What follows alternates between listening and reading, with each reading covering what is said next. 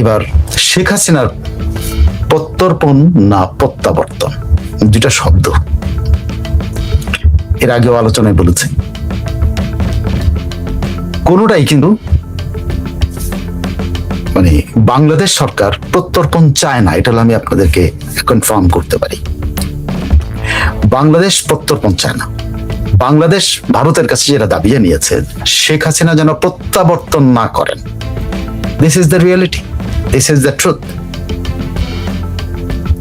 উপরে চিৎকার চেঁচামেচি করতেছে বা তাকে প্রত্যর্পণ করতে হবে, প্রত্যর্পণ করতে হবে, কিন্তু ভেতরে কিন্তু আলোচনাটা হলো বা তিনি যেন প্রত্যাবর্তন না করেন। এই ডিসেম্বরের যে ঘোষণা দিয়েছেন, বাংলাদেশ সরকার ভারতকে যার পণ্যায় রিকোয়েস্ট করতেছে শেখ হাসিনা যেন এই ধরনের কোনো উদ্যোগ না নেন। শেখ হাসিনার প্রত্যর্পণের প্রশ্নই আসে না, কারণ বাংলাদেশকে প্রথমেই যখন প্রত্যর্পণের ব্যাপারটা এসছে, তখন প্রথমেই বাংলাদেশকে তাদের ইন্টারনাল চ্যানেলে, ব্যাক চ্যানেলে জানিয়ে দেওয়া হয়েছে শেখ হাসিনা ভারতে বন্দী না। সো কোনো প্রত্যর্পণের ব্যাপার আসবে কোনো বন্দির প্রশ্নে, প্রত্যর্পণের ব্যাপার আসবে কোনো বন্দির প্রশ্নে। শেখ হাসিনা বন্দী না, এই জন্য শেখ হাসিনার প্রত্যর্পণের ব্যাপারটা আলোচনারই বিষয় না।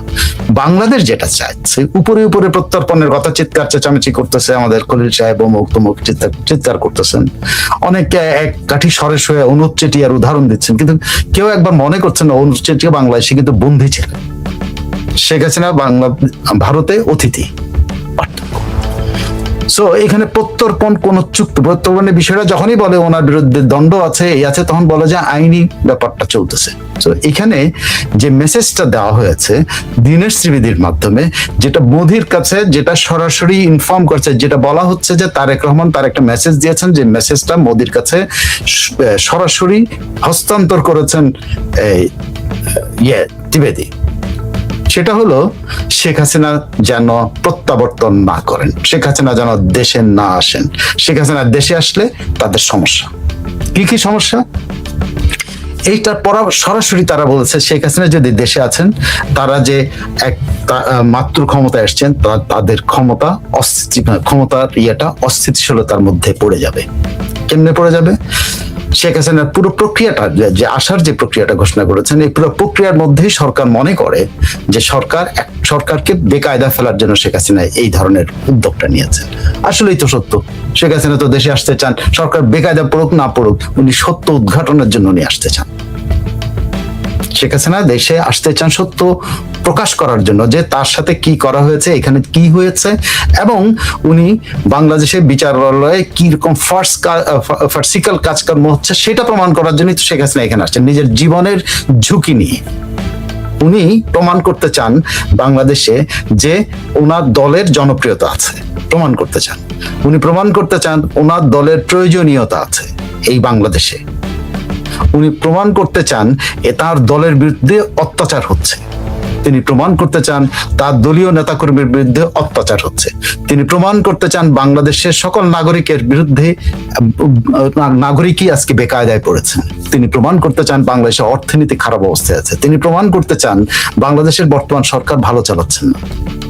তিনি প্রমাণ করতে চান যে বাংলাদেশ বর্তমান সরকারও অতীতের ইউনূস সরকারের মতো বিদ্বেষ পোষণ করে একটা দলের প্রতি, তার প্রতি। তিনি এই সব জিনিসগুলো প্রমাণ করতে চান সারা দুনিয়ার কাছে। এটাই তো সত্য, এবং এইটাকেই তো সরকার ভয় পাচ্ছে, যে আসলে উনি যদি দেশে আসেন তাহলে তারা কি কি ফেস করবেন। প্রথমত হলো এয়ারপোর্টের ড্রামা। উনি যে দেশে আসেন, ওনার ফিরে আসা একটা ড্রামা, এয়ারপোর্টে একটা ড্রামা। আমি নাটকীয়তার কথা বলছি, শব্দটা ড্রামা মানে কি, এখানে যে ঘটনাগুলো ঘটবে সেগুলো সারা দুনিয়া ওয়াচ করবে, the world will be watching. Plus ওনার সাথে যারা আসবে তারা ওয়াচ করবে। কারা কারা আসবে সেটা কিন্তু সরকার বুঝতে পারতেছে এখন কারা কারা। আপনি অলরেডি দেখেছেন যে বিভিন্ন জায়গায় আমি বিভিন্ন আওয়ামী লীগের প্রবাসী নেতারা ইন্টারভিউ দিয়ে বলছেন যে তারা প্রস্তুতি নিচ্ছেন, কারা কারা আসবেন লিস্ট করছেন। আমি জানি যে 100 উপরে সাংবাদিক ইন্টারন্যাশনালি লিস্টেড হয়েছে। আমি এটা আমার জানা যে 100-র উপরে সাংবাদিক সারা দুনিয়া থেকে লিস্টেড হয়েছেন শেখ হাসিনার সফর সঙ্গী হওয়ার জন্য। সারা দুনিয়া থেকে 100-র উপরে জার্নালিস্ট, আইনজীবী লিস্টেড হয়েছেন শেখ হাসিনার সাথে আসবেন বলে। শেখ হাসিনার যে নিজস্ব ল ফার্ম, সেখান থেকে লোক আসবে। নিজস্ব ল ফার্ম বলতে ডাউটি চেম্বার্স যে ইংল্যান্ড এবং আমেরিকা বেস যে ল ফার্ম তার মামলাগুলো দেখার কথা, তারা আসবেন। হিউম্যান রাইটস অর্গানাইজেশন গুলোর প্রতিনিধিরা লিস্ট করছেন যে তারা আসবেন। আমি বুঝেন যে হিউম্যান রাইটস অর্গানাইজেশন গুলোর প্রতিনিধিরা নাম লিস্ট করেছেন কারা তার সাথে আসবেন। সাংবাদিকদের 100-র উপরে সাংবাদিকের লিস্ট করা হয়েছে, আইনজীবীর লিস্ট করা হয়েছে, প্লাস প্রবাসী যে আওয়ামী লীগের নেতারা তাদের নিজেরা আয়োজন করছেন। যেমন আমেরিকাতে অলরেডি তারা শপথ নিয়েছেন তারা আসবেন, বিভিন্ন জায়গায় ইংল্যান্ডে অর্গানাইজড হচ্ছেন তারা আসবেন।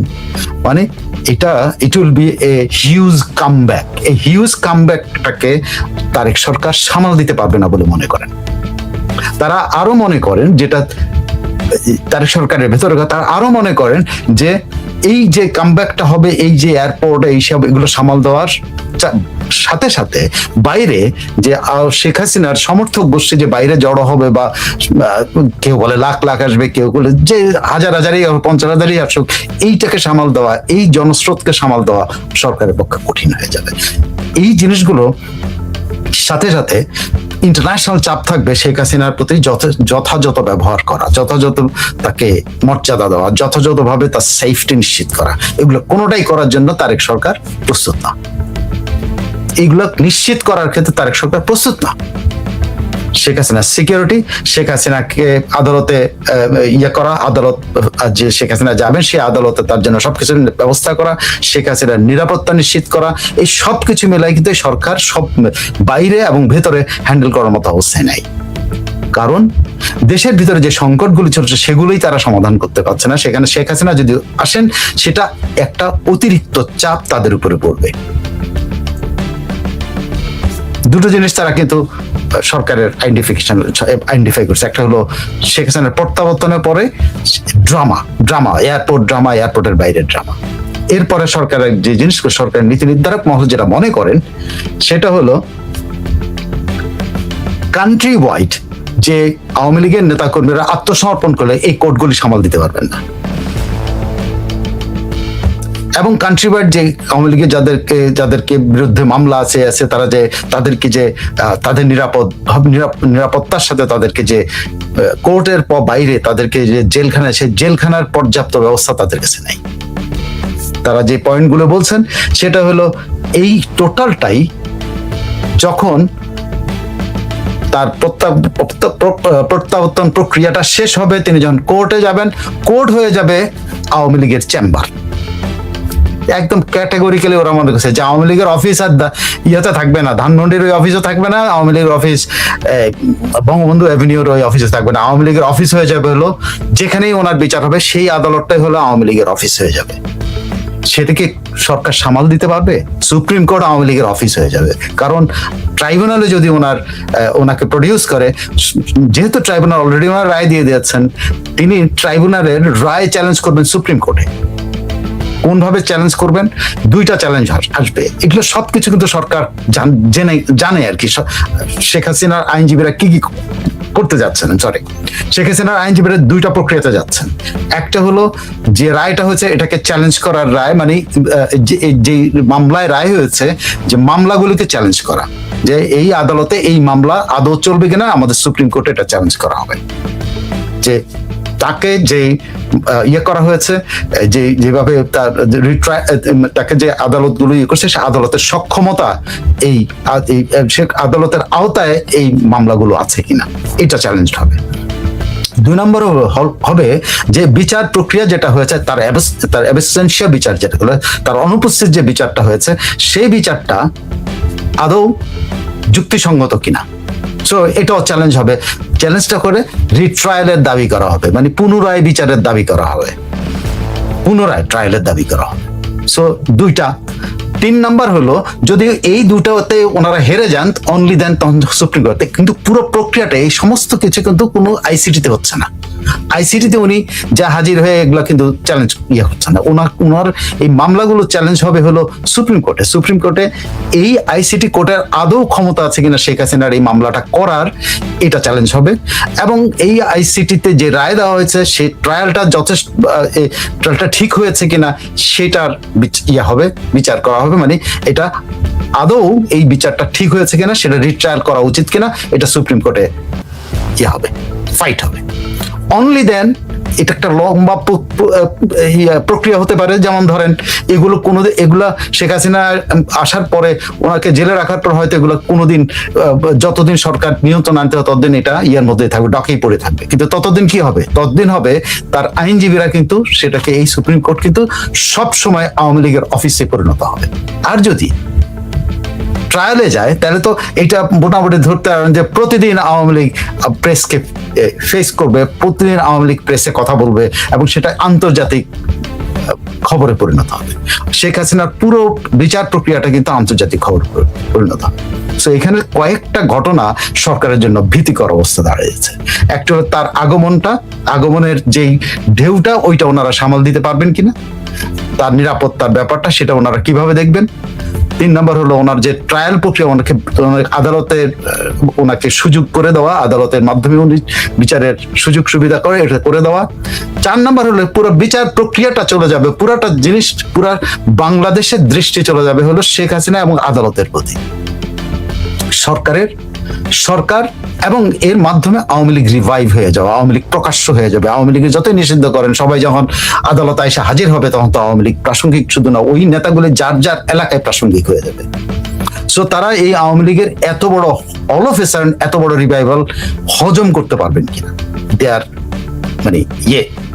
ভয় পাচ্ছেন, তারা অ্যাফ্রেড অফ দিস সিচুয়েশন। কারণ তারা এই কামব্যাকটাকে মনে করছেন যে আওয়ামী লীগের কামব্যাক। এই আওয়ামী লীগের কামব্যাকটা এত দ্রুত ওনারা চান না, যে কারণে ওনারা শেখ হাসিনাকে প্রত্যর্পণের কথা বলে প্রত্যাবর্তনটার ঠেকানোর জন্য ওনারা চেষ্টা করছেন।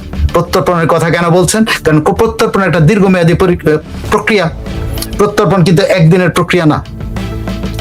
প্রক্রিয়া না, কারণ যে কাগজপত্রগুলো দিয়েছে সেটা ভারতের আইনজীবী আদালতের মাধ্যমে এটা প্রমাণ করতে হবে যে শেখ হাসিনাকে প্রত্যর্পণ করা যায়। এই পরিস্থিতি, এই রায়ের পরেও শেখ হাসিনাকে প্রত্যর্পণ করা যায়, এটা আগে প্রুফ করতে হবে। That is a long process. Anup চেটিয়ারটাও কিন্তু লং প্রসেস ছিল, কিন্তু অনুপ চেটিয়া ছিল বন্দী, সেই জন্যই লং প্রসেস চাইতে কিছুটা শর্ট করা গেছে। কিন্তু শেখ হাসিনাটা তো তা না, শেখ হাসিনা মোটেও বন্দী না, শেখ হাসিনা ভারতে অতিথি। তো সেই ক্ষেত্রে যে অতিথির যে বিরুদ্ধে যে প্রত্যর্পণ করতে হলে অতিথিকে অ্যারেস্ট করতে হবে, ভারত সরকার কি সেটা করবে? সেটা করতে গেলে তাদের আইনি লাগবে, সর্বদলের সম্মতি লাগবে, বিজেপি গভর্নমেন্ট এবং BJP as a party, BJP as a government এখানে বেকায়দা অবস্থায় থাকবে। So it will be A long process. সবাই একটা লং প্রসেসের দিকে এখন ঠেলে দিচ্ছে, এই প্রত্যর্পণের কথা বলে লং প্রসেসের দিকে ঠেলে দেওয়ার জন্য চেষ্টা, যেন শেখ হাসিনা যেন দ্রুত দেশে ফেরত আসতে না পারে। They don't want Sheikh Hasina on Bangladesh soil. এই জন্যই টোটাল যত নাটক করা হচ্ছে। তাদের নাটকটা হলো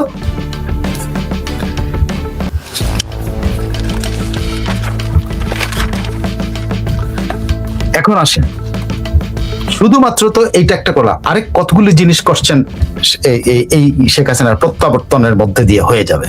সেটা কি? শেখ হাসিনা অলরেডি বলছেন যে এই সরকারের যে প্রক্রিয়া নির্বাচন হচ্ছে, সেই নির্বাচন প্রক্রিয়াটা বৈধ না। কেন বৈধ না? কারণ আগের সরকার যেটা এসছে সেটা বৈধ সরকার। লেজিটিমেসি কোশ্চেন কিন্তু এই সরকারের সংক্রান্ত, যে আগের সরকারের অধীনে যেহেতু নির্বাচনের যেটা লেজিটিমেট গভর্নমেন্টটা, এটাও কিন্তু আদালতে যাবে। যে শেখ হাসিনার আইনজীবীদের একটি দল এখন প্রস্তুতি নিচ্ছেন যে ইউনূস সরকারের যে রেজিমটা আছে এটাকে চ্যালেঞ্জ করা, যে এই রেজিমটা আদৌ ঠিক ছিল না। চারিদিক থেকে কিন্তু সমস্যা সামনে আসছে তারেক রহমানের গভর্নমেন্টের উপরে, যে ইউনূসের সরকার লেজিটিমেট গভর্নমেন্ট ছিল কিনা এটা চ্যালেঞ্জ করা হবে। যদি এটা চ্যালেঞ্জ করা হয় সেটাও কিন্তু একটা শুনানির প্রশ্ন আসে দাঁড়াবে, এবং সেই শুনানির প্রশ্ন আসে মানে পরবর্তী যে গভর্নমেন্ট, তারেক রহমানের গভর্নমেন্টের লেজিটিমেসি নিয়ে কিন্তু কোশ্চেন উঠবে, আলোচনা হবে। So the government will in mental travel, যে আমাদের লেজিটিমেসি নিয়ে আলোচনা হচ্ছে।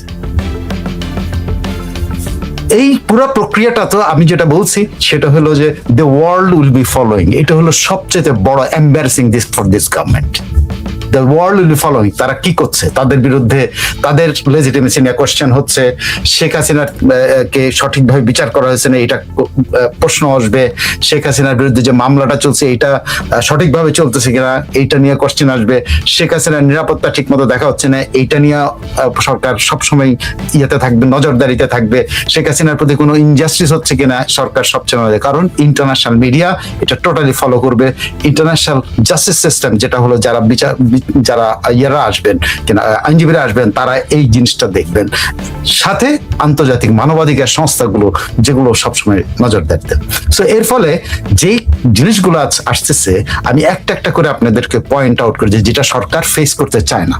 এক, তাদের লেজিটিমেসি কোশ্চেন হোক তারা ফেস করতে চায় না, সারা দুনিয়া তাদের দিকে নজর দিয়ে রাখুক, চোখ বড় বড় করে দেখবে যে কি করতেছে এই সরকার, তারেক রহমান কি করতেছে কোনটার সময়, প্রত্যেকটা জিনিসে অ্যাকশন অ্যান্ড রিয়াকশনের ব্যাপার, এই নজরদারি এড়াইতে চায় তারা।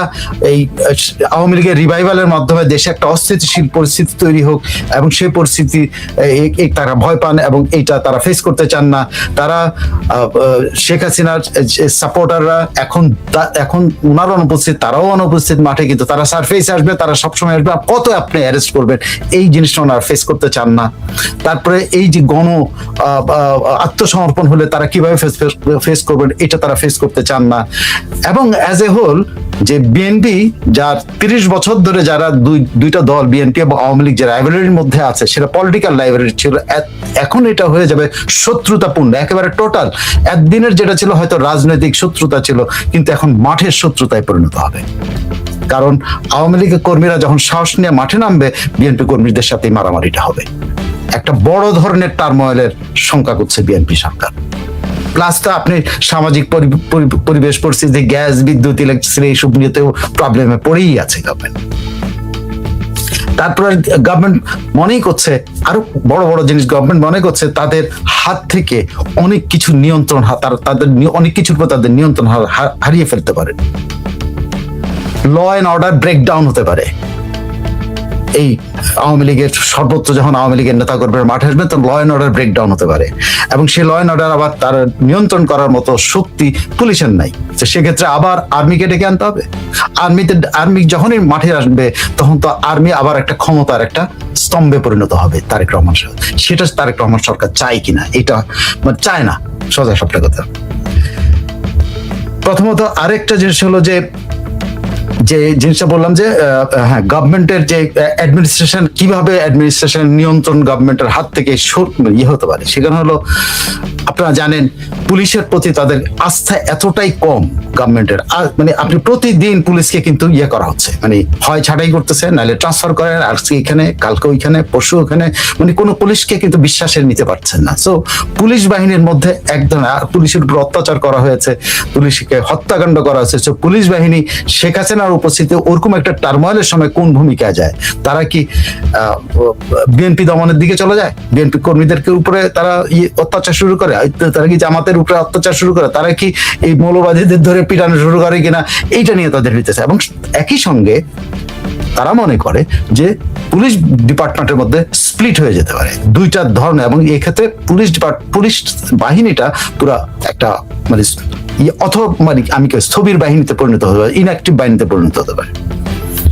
সবচেয়ে বড় ভয় হলো সরকারের, তারা আরেকটা জিনিস হচ্ছে 15 বছর প্লাস 2 বছর হলো ওই কেয়ারটেকারের সময়, এই সময়ের মধ্যে যে আর্মিটা আছে সেই আর্মিটা ওই সময়ের মধ্যে গড়ে উঠছে।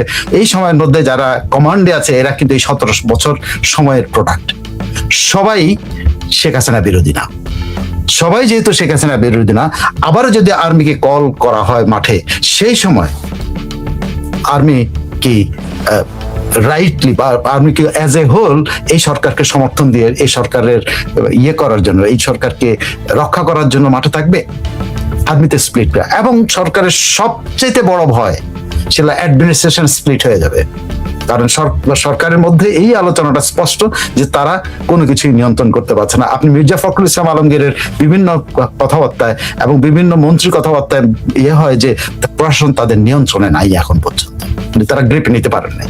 তো শেখ হাসিনার উপস্থিতিতে সেই প্রশাসন কিন্তু যে কোনো সময় যদি শেখ হাসিনার পক্ষের দিকে বা শেখ হাসিনার দিকে একটা অংশ চলে যায়, তাহলে কিন্তু প্রশাসনিক অস্থিতিশীলতা, প্রশাসন হয়ে পড়বে। স্প্লিট হওয়া মানে কি একটা প্রশাসন ভেঙে পড়ে। এক পক্ষ যদি শেখ হাসিনার পক্ষ নিয়ে ফেলে, তখন কিন্তু মুখোমুখি হয়ে দাঁড়াতে পারে। পুলিশ একদিকে যে কোনো সময় ইনঅ্যাক্টিভ হয়ে যেতে পারে বা পুলিশ ভাগ হয়ে যেতে পারে। আর্মির মধ্যেও কিন্তু একটা ধরনের স্প্লিট হতে পারে যে শেখ হাসিনার সময় তো তারা বড় বড় পদে আসছে, তাদের সবাই কাউকে কি সরানো ছড়িয়েছে? কেউ দুই একজন ছাড়া, ওর দুই চারজন ছাড়া কাউকে সরানো যায়নি, কেউ সরে নেই, সবাই ঠিকঠাক মতোই আছে। তো শেখ হাসিনার উপস্থিত যারা এখন ফিল করতেছেন যে বাংলাদেশে একটা বড় ধরনের জঙ্গি অ্যাটাক হয়েছে, বাংলাদেশ জঙ্গিদের বিচরণ স্থল হচ্ছে, যেই আর্মি অফিসাররা মনে করেন, তারা কি চুপ থাকবেন? এটা মনে করেন সরকারের মধ্যে এই ভীতিটাও আছে। So rivalry among the forces এর ভেতরে রাইভালরিটা একটা পক্ষ আরেকটা পক্ষে একটা অস্থিতিশীল শুধু না, পুরো একটা বিশৃঙ্খল বাংলাদেশে পরিণত করতে পারে। এই ভয় থেকেই সরকার কিন্তু তাদের এই অ্যাসেসমেন্টে তাদেরকে গোয়েন্দা থেকে দেওয়া হয়েছে, এনএসআই রিপোর্ট দিয়েছে, পুলিশ রিপোর্ট দিয়েছে, মাঠ পর্যায়ে বিএনপি যে অত্যাচার নির্যাতন করে ফেলছে তাতে কিন্তু মাঠ পর্যায়ে তারা বেকায়দা অবস্থা আছে। মানে এদেরকে রক্ষা করা কঠিন হবে যদি আওয়ামী লীগ ব্যাক করে। এটা কিন্তু পুলিশের রিপোর্টই আছে যে পুলিশ স্প্লিট হইতে পারে, আর যদি পুলিশ স্প্লিট হয়ে যায় তাহলে কি হবে? তাহলে তো পুরা দুইটা পুলিশ বাহিনী একে অপরের সাথে ফাইট করবে এবং এক পক্ষ আওয়ামী লীগের পক্ষ নিয়ে নিতে পারে, এক পক্ষ বিএনপির পক্ষ নিতে পারে। এবং সারা বাংলাদেশে তার মনে করে যে আওয়ামী লীগ যদি কোনোভাবে তাদের সংগঠিত হওয়ার সুযোগ পায়, তাহলে কিন্তু তারা প্রতিশোধ নেওয়া শুরু করতে পারে। এই প্রতিশোধ নেওয়া শুরু করলে সেটা ফেস করতে পারবে কিনা সরকার, সেটা সরকারের মধ্যে একটা দ্বিধা না শুধু ভীতি কাজ করছে। আর আর্মির স্প্লিট, এটা তো ডেঞ্জারাস, একটা দেশের নিরাপত্তার জন্য ডেঞ্জারাস। কারণ আর্মিতে স্প্লিট হতে বাধ্য এই জন্য যে আর্মিতে এখন যারা বিভিন্ন জায়গায় দায়িত্বে আছেন, প্রত্যেকে কিন্তু শেখ হাসিনা গভর্নমেন্টের প্রোডাক্ট। মেবি একজন ওয়াকার শেখ হাসিনাকে ফেলে দেওয়ার জন্য, শেখ হাসিনাকে ক্ষমতাচ্যুত করার জন্য ভূমিকা রাখছে, কিন্তু অ্যাজ এ হোল আর্মি কি করেছে? আমি শুনেছি কিছুদিন আগে একজন আর্মি অফিসার বলছেন যে আমরা এই আর্মি কিন্তু ওই জায়গা থেকে বেরিয়ে গেছে যে সৈনিকরা ফিল করতেছেন তাদেরকে জনগণ নেতা মনে করে। তো আর্মি তো সৈনিকই চালায় না, আর্মি তো অফিসাররা চালায়। সৈনিকরা অফিসারদের নিয়ন্ত্রণে চালান। সেই সৈনিকরা সিপাহী জনতা বিপ্লবের কথা তাদের স্মরণে আসছে, এবং সিপাহী জনতা বিপ্লবের কথা, যে সিপাহী জনতা বিপ্লবের সময় জনগণ তাদের ট্রাকে উঠে গেছে, তাদের ট্যাঙ্কে উঠে গেছে। এবারও আর্মিরা এরকম জনগণ যখন তাদের ট্যাঙ্কে উঠে গেছে তাদের সাথে একাত্ম ফিল করছে। কোন আর্মি একাত্ম ফিল করেছে?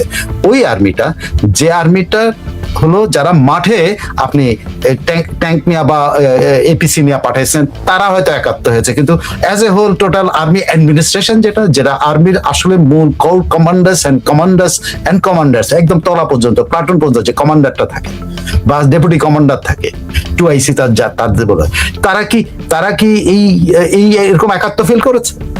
এইটা বলার চেষ্টা করা হয় যে 7ই নভেম্বরের মতো নাকি আর্মি ফিল করেছে যে তাদের গুরুত্ব দেওয়া হয়েছে। এবং আরেকটা মানে বড় ধরনের প্রচারণা আর্মির ভিতরে, যে আর্মি এখন ওই যে সিপাহী জনতা, 7ই নভেম্বরে যে সিপাহী জনতা ভাই ভাই, এই প্রচার চলতেছে।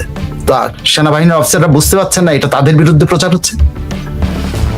টেলিভিশন টক শোতে বলা হচ্ছে সিপাহী জনতা ভাই ভাই যে মনোভাবটা 7ই নভেম্বর 1975 হয়েছে, সেই ধরনের ফিলিংস কিন্তু আর্মির মধ্যে নাকি এই 5ই আগস্ট 4ই আগস্ট নাকি আর্মির মধ্যে এই ফিলিংসটা হয়েছে।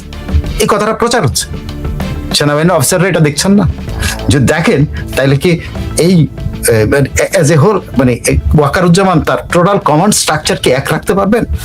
যেখানে সেনা কর্মকর্তারা ফিল করেন যে তাদের সম্পর্কে এই আলোচনা হচ্ছে যে সেনা পুলিশ জনতা ভাই ভাই, কিন্তু পুলিশ জনতা ভাই ভাইয়ের পরের স্লোগানটা তো ডেঞ্জারাস, সিপাহী জনতা অফিসারের কল্লা চাই।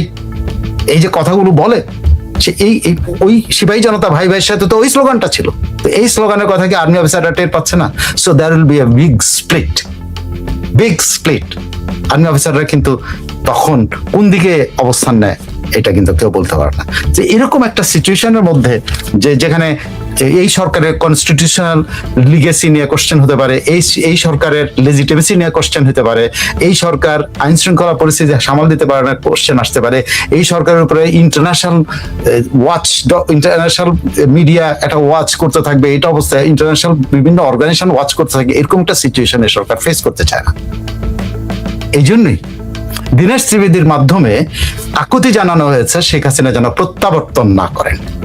প্রত্যর্পণ একটা ভুয়া বিষয়, প্রত্যর্পণ শব্দটা বলে হাইপ তোলা হচ্ছে, প্রত্যর্পণ বলে মানুষের মনে বিভ্রান্তি তৈরি করা হচ্ছে।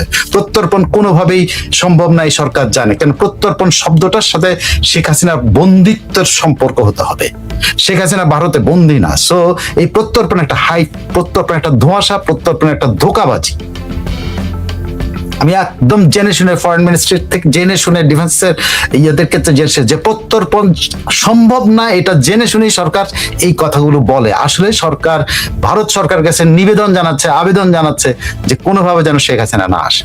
এই জন্য সরকার এরকম চিৎকার করেন যে শেখ হাসিনা প্রকাশ্যে আসলে যখন এরকম পরিস্থিতি তৈরি হয়, আর শেখ হাসিনা আসলে বাংলাদেশে কি হবে। কোথাকার সে লন্ডনের একটা অনুষ্ঠানে উনি কথা বলেছেন, তাতেই বাংলাদেশের কাপাকাপি অবস্থা। তারেক রহমান নিজের লাইভে থেকে শেখ হাসিনার বক্তব্য শুনেছেন। মানে কতটা ভীতি কাজ করলে এই কাজটা করেন, যেখানে একজনকে গুনতেই চান না।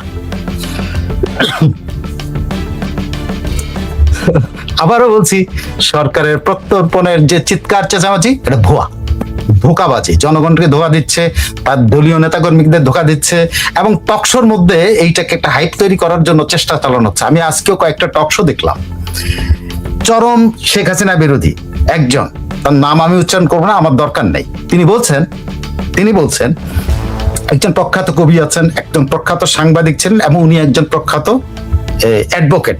এই 5ই আগস্টের পরবর্তী প্রখ্যাত, বা 5ই আগস্টের আগে কিছু আলোচনা, তিনি প্রখ্যাত, যিনি শেখ হাসিনাকে পারলে কালকে নিয়ে জেলে ফাঁসিতে ঝোলান, সেরকম একজন আইনজীবী বলছেন আমাদেরকে কিন্তু এখন ভাবতে হবে, এদেরকে দিয়ে কিন্তু এখন মার্কেটে এটা চালু করা হচ্ছে, আমাদের কিন্তু এখন ভাবতে হবে শেখ হাসিনাকে কিভাবে নেওয়া হয়েছে বাংলাদেশ থেকে, তিনি কিভাবে গেছেন, কিভাবে আছেন, এবং এগুলো আমাদের ভাবতে হবে। কিরকম ভাবতে হবে?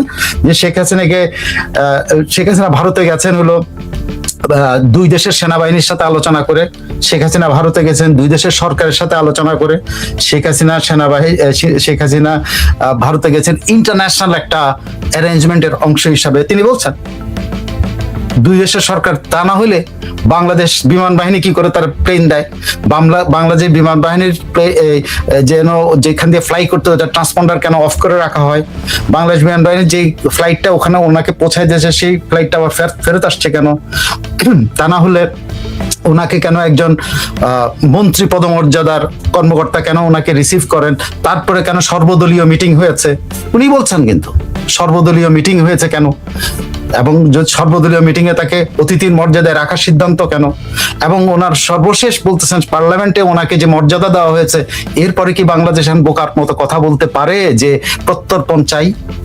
প্রত্যর্পণ এটা কথার কথা, তার বক্তব্য প্রত্যর্পণ বাংলাদেশ চাইলেও এটা হবে না, কারণ এবং উনি অনুপ চেটিয়ার উদাহরণ দিয়ে বলছেন যে অনুপ চেটিয়া বন্দী ছিল বাংলাদেশ, আর শেখ হাসিনা হলো ওখানে অতিথি, সো উনি ওখানে বন্দী না, তো ওনাকে তো বন্দী প্রত্যর্পণের চুক্তিতে আনা যাবে না, উনি তো বন্দী না ওই দেশে, তার ওনাকে কিভাবে আনবে? এরা প্রশ্ন করছে, এবং কারণ কি জানেন, এরা মার্কেটে এখন করতেছে যে না শেখ হাসিনা আসলে, তাদের বক্তব্য শেখ হাসিনা আসলে ঝুঁকিপূর্ণ। কবি সাহেব বলছেন, বিখ্যাত কবি, তিনি বিখ্যাত লাল বদর, বিখ্যাত মানে কি বলে উলট পালট কথা বলার জন্য, মানে উনি তাত্ত্বিকের চাইতে বেশি মানে উল্টাপাল্টা, আজকে এটা বলেন কালকে ওইটা বলেন। সে কবি বলতেছেন যে আমি ওই যে প্রথম জনের সাথে কিছুটা একমত যে ওনাকে আসলে আনা যাবে কিনা বা এই করা যাবে কিনা, ওনাকে আনলে এই দেশের মানে আসলে কি হবে, আসলে কি সামাল দেওয়া যাবে কিনা, উনি এইসব হাঙ্কি পাঙ্কি কথাবার্তা বলছেন, তারাই কিন্তু এগুলো এখন বলছেন। সো আপনারা দেখেন, তারা কিন্তু তাদের বুদ্ধিজীবী মহলেও কিন্তু এগুলো ইনপুট দিচ্ছে যে ওনাকে আসলে আমরা সামাল দিতে পারবো কিনা। আজকে দেখলাম একটা কি বলে পত্রিকায় মতামত কলাম ছাপানো হয়েছে, যে মতামত কলামে বলা হচ্ছে যে শেখ হাসিনা যদি বাংলাদেশে আসেন, এটা কি কিভাবে আসবেন, এটাকে আসার কোনো পথ আছে কিনা, ওনার তো ট্রাভেল পাস নাই, উনি কেমনে আসবেন, বাংলাদেশ সরকার ট্রাভেল পাস না দিলে উনি কিভাবে আসবেন, উনি আসতে পারবেন না, ওনার আসার কোনো পথ নাই, ওনাকে কোনো প্লেন আনবে না, ওনাকে কেউ আনতে পারবে না, মানে ও শেখ হাসিনা আসতে পারবে না। মানে একটা মত ওই পত্রিকার মাধ্যমে প্রচার করানোর চেষ্টা হচ্ছে শেখ হাসিনা বাংলাদেশে আসতে পারবে না। আরে ভাই, একজন বাংলাদেশের নাগরিক, উনি বাংলাদেশে আসবেন, আপনি ঠেকাবেন কেমনে? কি দিয়ে ঠেকাবেন? যে কোনো পদ্ধতিতে উনি আসতে পারবেন। ওনার একটাই পথ আপনি বন্ধ রাখতে পারবেন, তার কমার্শিয়াল ফ্লাইট, দ্যাটস অল। এই কমার্শিয়াল ফ্লাইট ছাড়া আর কোনো কিছুই আপনি আটকাতে পারবেন না। উনি বাই রোডে উনি হেঁটে চলে আসতে পারবেন, বাই রোডের প্রাইভেট গাড়ি চালায় চলে আসতে পারেন, প্রাইভেট প্লেনে করে উনি আসতে পারেন। কত পথ ওনার আছে, কত পথের কিন্তু অভাব নাই। কিন্তু এনারা এখন এগুলো প্রচার করছে, শেখ হাসিনাকে ট্রাভেল পাস না দিলে কেমনে আসবেন। মানুষের মধ্যে কনফিউশন তৈরি করা, মানুষের মধ্যে একটা হাইপ তৈরি করা যে ভারত আমাদেরকে প্রত্যর্পণ করছে না, ভারত এখন শত্রুতাপূর্ণ আচরণ করছে, শেখ হাসিনাকে দিচ্ছে না। আসল কথাটা হলো শেখ হাসিনাকে আনার মতো ওনাদের ক্ষমতাও নাই, আর আসলে ওনারা এই দেশ চালাইতে পারবেন না। এই দেশে ওনারা শেখ হাসিনা পৌঁছালে কোনো সেক্টর ওনারা চালাতে পারবেন না, বিচারালয় চালাইতে পারবেন না, আইন শৃঙ্খলা চালাইতে পারবেন না, প্রশাসন চালাইতে পারবেন না। এই আশঙ্কাতে, এই ভয়তেই দীনেশ ত্রিবেদীর কাছে আবেদন জানানো হয়েছে যে উনি যেন মোদী সাহেবকে যায় বুঝান যে ভাই, শেখ হাসিনা যে ডিসেম্বরে আসতে চায় এটা যেন সম্ভব না হয়, এইটা যেন কোনোভাবে শেখ হাসিনা যেন দেশে না আসে। বিষয়টা হলো এইটা। দীনেশ ত্রিবেদী শেখ হাসিনার যেন বাংলাদেশে আসতে না পারেন এই চেষ্টা করার জন্য তারেক রহমানের কাছ থেকে নিয়ে কি বলে চিরকুট নিয়ে নরেন্দ্র মোদীর কাছে পৌঁছেছেন। এখন নরেন্দ্র মোদী নিশ্চয়ই, আপনারা নিশ্চয়ই আশা করবেন শেখ হাসিনার যদি এরকম সব ভারত সরকার যদি আসলে শেখ হাসিনার কোনো ডিসিশন নিতে চায়, তাহলে কিন্তু সর্বদলীয় বৈঠক হবে। আমরা সেই দিনের অপেক্ষা থেকে কবে সর্বদলীয় বৈঠক হয় এবং সেখান থেকে কি ডিসিশন বেরিয়ে আসে, ওই সময় আমরা বুঝতে পারবো আসল ঘটনা আরো পরিষ্কার হবে, প্রতিদিন যাবে, আরো পরিষ্কার হবে। তারপরে আপনাদের সকালের অনুষ্ঠানে বলেছি যে পরাগজন এখানে কিন্তু শেখ হাসিনা আসলে নিরাপত্তার ব্যাপারটা নিয়ে দেখতে আসছে, কথা বলেছেন। শেখ হাসিনার নিরাপত্তা এবং বিচার প্রক্রিয়া এটা নিয়ে কথা বলছেন। মানে শেখ হাসিনা আসলে প্রত্যর্পণের এখানে কোনো শব্দটাই নেই, প্রত্যর্পণ শব্দ নেই, এটা হলো প্রত্যাবর্তন। শেখ হাসিনার প্রত্যাবর্তন চায় না তারেক রহমান সরকার, এবং সেটা যদি ভারত সরকার নিশ্চিত করতে পারে, শিগগিরই আপনি দেখতে পাবেন এই কিছুদিনের মধ্যে দেখবেন যে একটা হাইপ চালু হয়েছে যে তারেক রহমান দিল্লি সফর করতে পারে। যদি মোদী তার সর্বদলীয় বৈঠক থেকে মোটামুটি শেখ হাসিনাকে এইটা রাজি করাইতে পারেন যে উনি প্রত্যাবর্তন করবেন না বা কিছুদিন উনি চুপচাপ থাকবেন, তাহলে কিন্তু তারেক রহমান এই আগস্ট মাসেই দেখেন, এই আগস্ট মাসে বা এই ব্রিক্স সম্মেলনে বা এই আগস্ট মাসের মধ্যেই দিল্লির দিকে রওনা দিবেন। কোনো উপায় নেই, he'll have to go। যদি এইটুকু আশ্বাসের আকাঙ্ক্ষায় তারেক রহমান বসে আছেন, যেদিন এই আকাঙ্ক্ষা পূরণ করবে ভারত সরকার যে শেখ হাসিনাকে মানে করা গেছে, নিরস্ত্র মানে কি বলে শেখ হাসিনা থামানো গেছে যে উনি আর আসবেন না, তারেক রহমান দেখবেন যে সুর করে দিল্লির দিকে রওনা দিয়ে দিয়েছে। দেখেন, আপনারা অপেক্ষা করেন।